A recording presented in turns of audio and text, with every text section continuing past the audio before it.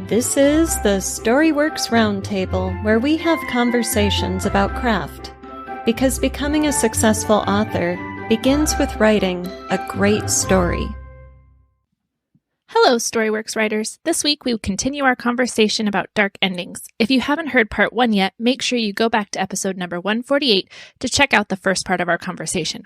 We'll pick up right where we left off. Yes, so right. That's the thing. Mm-hmm. And you're hitting on another type of payoff, Robert. So I'm glad you brought that up, because besides the sort of human experience psychological payoff, in the case of the twist, another payoff is the fun of doing the work of putting the mystery together and retroactively saying, okay, I didn't see this coming, but where are the clues? So that's another way to build in a payoff for your reader that is a little more nuts and bolts than emotional, but equally important if that's the kind of story that you're writing. Yeah, I remember. I really would like to watch this movie again. I watched it when I was very young, and I would have been under 16 probably. And it was a Peter O'Toole movie. That's all I can remember. And he was some kind of lovable rogue character, and he was on the wrong side of the law, but then he got on the wrong side of some people as well. And I don't even remember what happened, but I just remember he managed to outdo the bad guys, steal a boat. And it was him sailing down the river, and then all of a sudden the boat hits a rock or something like that, and it starts to sink. So he starts to get himself out, and then he realizes he can't because his foot's trapped under a rope. No! It's the final scene. It's literally, I think the final scene is where he goes, "Oh shit!" And so he succeeded. He succeeds all the way through, but he's a lovable rogue, and he's been escaping by the skin of his teeth all this time, and then finally gets his penance for being so selfish. And it's stuck with me forever, that, because it's a twist, and it leaves you sad because, oh no, he died at the end, But yeah, he briefly succeeded before that, and he was a guy who really deserved that moment of success. Like. It's clever writing, really, when you can do that and not think, oh, that was rotten, Right. It was good. It wasn't rotten. Yeah, it was rotten that he died, but it was still, it left you just, whoa. Yes. Which is what we want to do, of course, with our readers. We want to leave them. It is, yeah. And that element of the gut punch, I think is, that's kind of a good phrase to keep in mind if you want to write the dark ending, whether it's kind of lightly dark like Sanditon. I still reacted to that ending like I'd been punched in the gut. I was like, what? How can you not put these two together at the end? Or, completely disturbing like a Shutter Island. That is a good effect to create in your reader when you go there. And I think that's the difference between an effective dark ending and an ineffective one. Yeah, because I wonder if you can have a story that works where the main character both doesn't get what they want, so they don't get their goal, and they don't get what they deserve or need, and it just ends up dark. I think that would be, I think if they're not going to get what they want, because it's not a triumphant hero returning, then they should get what they need, whether that's punishment or redemption or some kind of psychological or like Shutter Island, a retreat. Right. So maybe it becomes more internal when you're writing a grim or dark or negative ending. I think, as Kathryn said, is it going to be more psychological? Yeah. And I think a great question to jump off of that is the reader going to get what the reader needs? Right. True. So readers can accept a dark ending and a sad conclusion for the hero if the reader walks away feeling that was necessary, that was right for this story, everything built up to this, nothing was gratuitous, nothing was a cheap shot. Right. Yeah, that's a good point, isn't it? A gratuitously dark ending is a mistake. Yes. Yeah, don't write a dark ending just to write a dark ending. You know. Or do it and see what people think. Yeah, build the story up to that. Right to beware. Yes. Uh-huh. Yeah. So another couple of examples I thought of are Who's Afraid of Virginia Woolf and Long Day's Journey into Night, both plays. I know Who's Afraid of Virginia Woolf was made into a movie with Elizabeth Taylor, and I forget who her co-star was, which is excellent, by the way. So are you two familiar with either of those stories? Nope. Well, being plays, they are very contained. The settings are only individual houses, actually, in both cases. And, you know, in Who's Afraid of Virginia Woolf, you've got this couple who are alcoholics, and, you know, he's a professor and she's his wife, and then the dean's daughter and her new husband, who's a new professor in the school, are coming over after an academic party for drinks. And, you know, it's a very psychological story because we just have 4 people and dialogue in this very closed set. And you watch the older couple's relationship devolve. And as their relationship becomes more fraught over this, you know, couple hours of dialogue, the younger couple's relationship starts showing its cracks. And the older couple, they keep talking about their son, and arguing at each other. And you did this to him, and you caused that to happen. And, you know, and at the end, you realize that the son doesn't exist. They just made him up and like gave themselves an imaginary child. And it's kind of this game they play with each other. Gosh. Interesting. Yeah. Very interesting. Yes, it's really interesting to watch this, you know, 2 couples coming home drunk to drink some more and just having a good time, and then it just sinks lower and lower and lower as the play goes on. The Sixth Sense only done properly. Yeah, but no paranormal. Just I don't have any judgment about that just at all. a twisted imagination. I don't think that film's a one-trick pony at all. Yeah. Yeah. So that's clever, though, to do that in a play, to craft this sense of that there's an offstage character that then the twist is never existed in the first place. Right. And the lesson to take away from all of these examples is, how does it affect the reader? Like, it's one thing for these characters to talk about a child who doesn't exist, and they both know he doesn't exist and that they're pretending, but they've been pretending so long that he's become very real to them. Yeah. Right? But so the reader invests in this idea of the child they're arguing about. So the twist isn't for the characters, the twist is always for the reader. Yeah. You know? Yeah. Even in Shutter Island, where that character is delusional and he doesn't know he's not the detective looking for the vanished woman, but still, the twist isn't for him. It's for the readers. Right? Yeah, that's a very important frame of mind to have around it, isn't it? And that then brings us more easily back to you've got to set it up and pay it off. Because it's not just that the character suddenly meets a dark ending. Right. It's that you've paid that off for the reader, and it makes sense, or it's surprising in a way that is acceptable as opposed to unbelievable. Right. Yes. Yeah, and even in, you know, something like Sanditon, where she doesn't get the guy, why is that acceptable to the reader?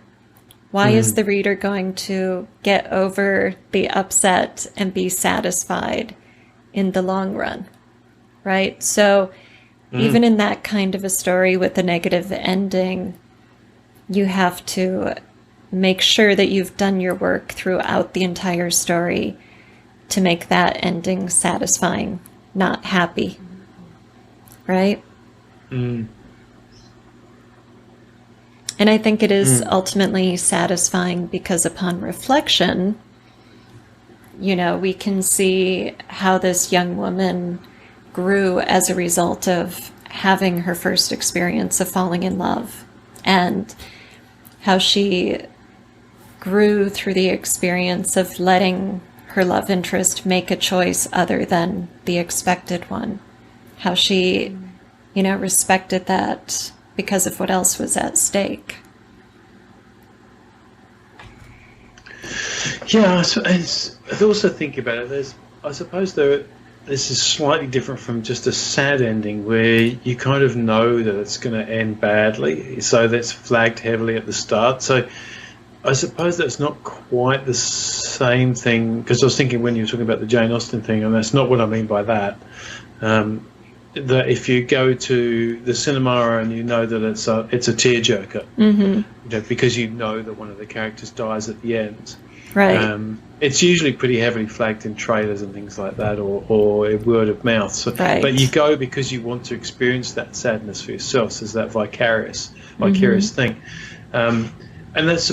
I suppose it's a little different to where I was originally coming from in this. Is, you know, can you write such a dark story that it is, you know, all is lost, there's no hope for humanity type of thing, as opposed to, you know, oh my God, that poor woman having to have gone through all of that and then lost the man she loves. You know, that's a different thing. It's a different type of dark ending, if you like. It would be, to me, that's just a sad ending.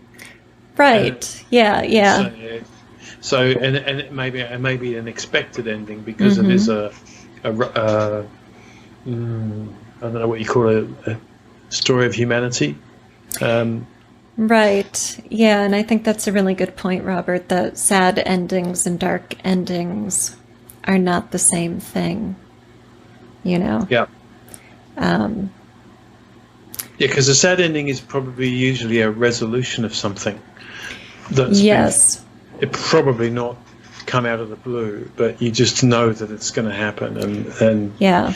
Maybe don't know how, but you know, this isn't going to end well. And you read something like that because you want to feel that, you know, because I don't know, you haven't had a good cry for ages, and it's liberating.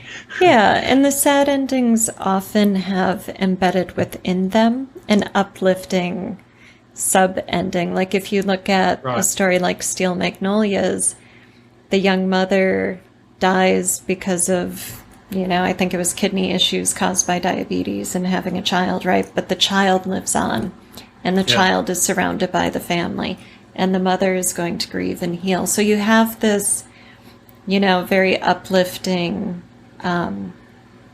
message around the tragedy of the death.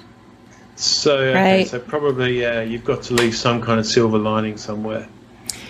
Yeah. Yeah, I mean, if you guys encountered a deeply sad ending that didn't also have some kind of hopeful. Hope, yeah, like Pandora's box, you know, and hope is left at the bottom, and you're like, oh, okay, there it is.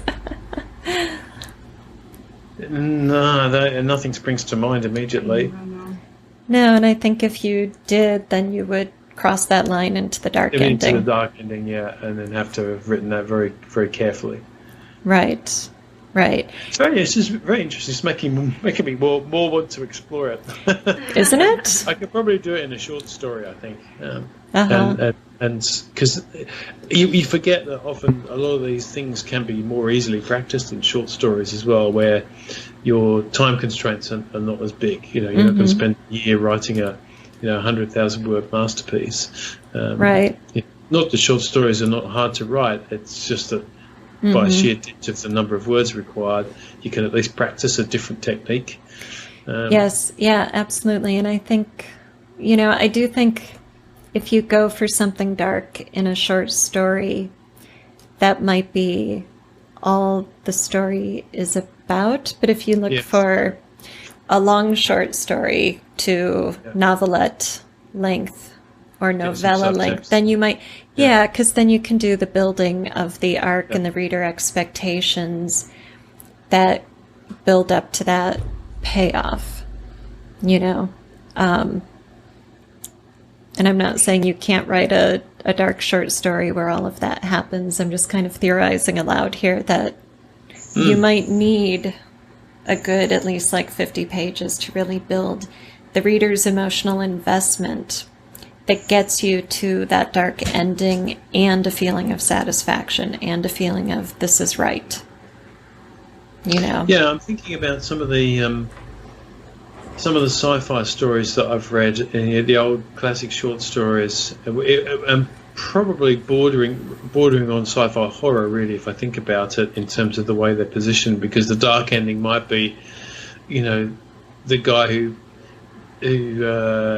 wants to kill off his wife or something and finds a science fiction way to do it, and then, you know, the next day he opens the door and there's a clone of his wife back all happy, and the last thing he wanted ends up happening. So it lends the twist to the sci-fi, but it's still a dark ending because he didn't get what he wanted. But maybe it's punitive because you don't like the main character for that, but it's still a dark ending. Yeah, that reminds me of the Twilight Zone stories. I mean, those are very short because they're only half-hour episodes, but they do focus on the twist itself more than the emotional payoff, right? True. Like, yeah. So I guess you can do a dark ending in short form fiction, but the emphasis is going to be different. It's probably going to move away from that deep psychological stuff we've been talking about into just kind of different territory. Are you saying that Twilight Zone's not deep psychological? Oh no. I've been misled Deep, all these years. you know. Yeah. Suspend your disbelief. They do twist very well, though, don't they? Yes.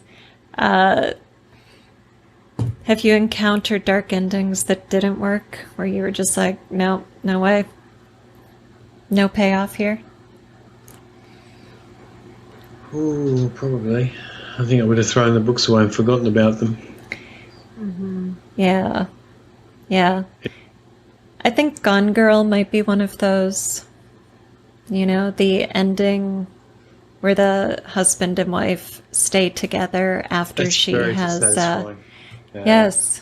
Yeah, very you want them both to dissatisfying. get their just desserts, and kind of, you know, I suppose maybe having to live with each other might be, you know, Right. good punishment, but it doesn't really.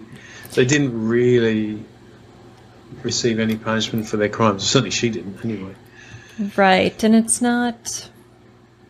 Even if neither one of them was punished in the sort of standard sense, the ending just didn't have payoff for me. You know? No, me neither. It felt kind of cheap. What did you think, Kathryn? I honestly don't remember. I read that book so fast. One of those books. But I actually think it is a good read all the way through until that ends, to be honest. Right. Yeah. It's a thriller, and it contains two unreliable narrators, and both of them have things you really despise. But you wonder who's going to come out on top. So there's that, you know, hero and villain, and they keep reversing, so you're not quite sure who is the hero and who's the villain. And so it's something that bigger build up, and at the end you go, oh, well, we'll just stay together. I'll just take you into it. Just blackmail you. Okay. Yeah, and with the pregnancy thing, it was like, oh, that was so convenient that, you know, there just happened to be an extra egg in the freezer or whatever. Yeah. Yes, it's a great premise that struggled to pay off. So then we come to that again, really, don't we? Yeah, it did not stick the landing. Any final thoughts on dark endings here as we close the episode? No, I think we should leave it in a very dark place for our listeners. Thank you for listening to the Storyworks Roundtable. Find all our shows, show notes, and videos at storyworkspodcast.com. Just end with a